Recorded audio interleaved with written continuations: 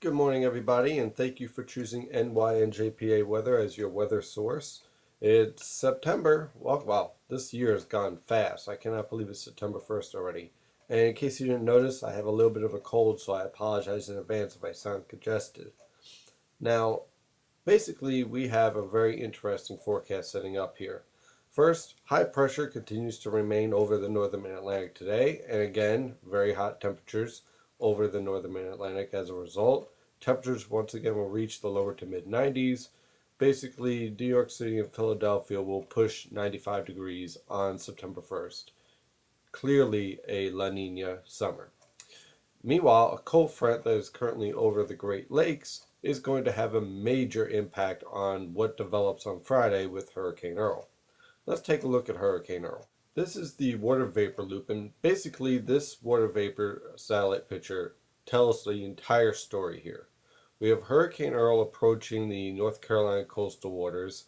It is still a well-developed, very strong hurricane. It's at a Category 3 strength. It weakened a little bit, which is expected because it was dealing with some dry air.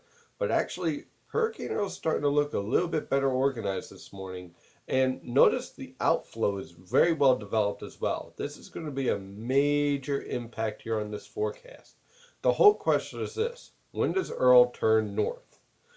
You'll see in just a moment, I'm going to show you the model guidance, that there is a huge spread in the model guidance on when Earl turns north. And that's the whole game right here.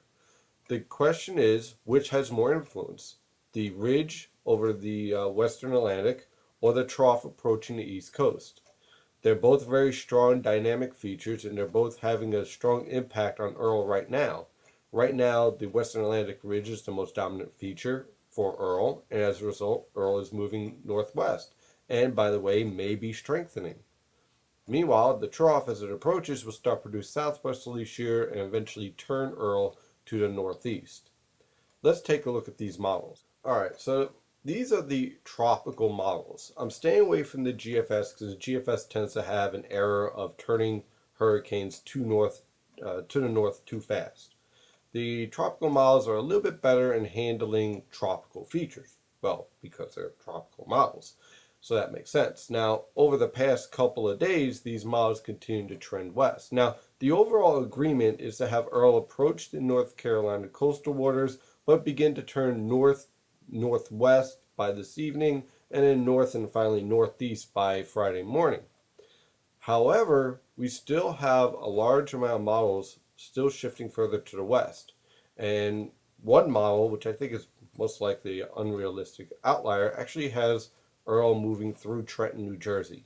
I don't think that's going to happen. Why? Because the cold front is approaching and it's going to force Earl to move to the northeast before it moves that far inland. However, I am concerned about the majority of the models that still keep Earl within 150 miles of the coast of New Jersey. And if that happens, then the impacts on the New Jersey coast are greater than what's currently being forecasted by the National Hurricane Center. So there's a lot we have to wait for here because clearly we have a very large spread in the model guidance. If you want to exclude the one where it moves over Trenton, New Jersey, you still have about 100 to 200 mile spread in the model guidance. If you want to include the one from Central New Jersey, you're talking about a 300-mile spread in the model guidance. That's pretty impressive, even this close to the actual forecast. So the point here is that the model guidance and basically the whole forecast hinges on which feature is more powerful, the Western Atlantic Ridge or the trough.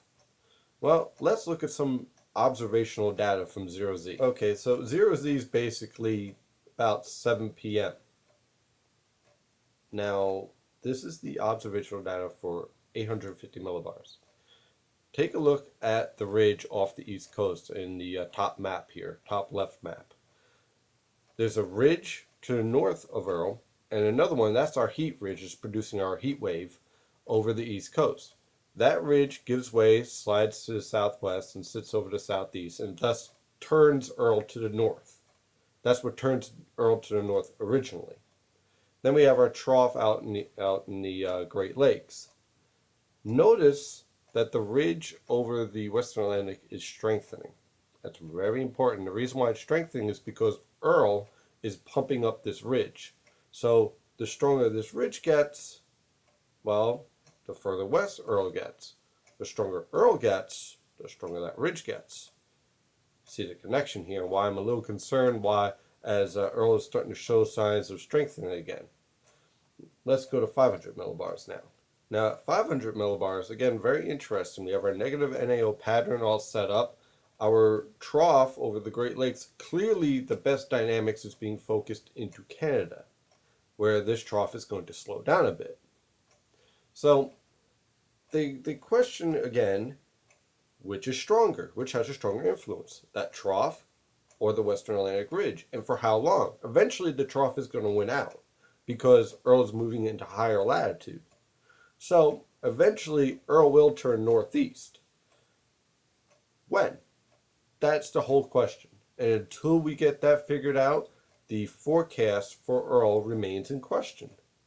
So for right now, I would suggest that those living along the coast, at the very least, prepare for some coastal flooding and some periods of heavy rainfall and tropical storm force winds at the very least. The further west the Earl gets, the better chance you have for hurricane force winds. Locations like eastern Long Island and the immediate New Jersey coast, especially the southeastern New Jersey coast, like Atlantic City, Cape May, those locations will be closest to Earl before it exits out in the Atlantic. So basically the entire forecast, again, how close does Earl get to the coast before turning north and then northeast? The good news is that Earl is going to move very, very quickly. So by Friday evening, most locations will be clearing out and the winds will be dropping off. In fact, if Earl is able to turn northeast even faster, many locations from the Delaware River on west will see little, if any, impact at all from Earl, and maybe not even any precipitation as the cold front moves through.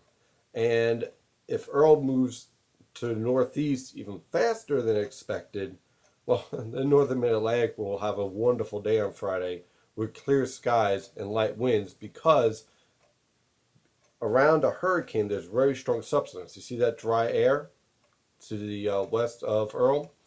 Now, if Earl stays further out to sea, that dry air sits over the northern mid-Atlantic, and instead of any type of winds or rain, it is clear out, which would be a complete change of the forecast, and that's why there's such a huge volatility with this forecast on Friday. There's a lot of unknowns here.